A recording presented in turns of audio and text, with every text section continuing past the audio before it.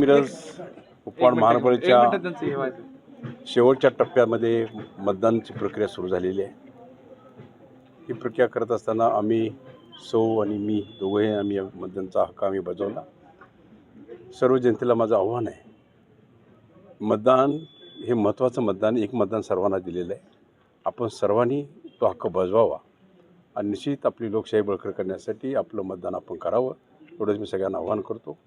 सर्व मतदार बंधूंना, सर्व कार्यकर्त्यांना, सर्वांना माझी विनंती आहे की आपण हे मतदानाची प्रक्रिया होत असताना संध्याकाळी 5 वाजेपर्यंत शांततेनं कुठेही गालबोट लागलं नाही पाहिजे ह्या दृष्टिकोनातून आपण सर्वांनी मतदान करावं, एवढीच माझी विनंती।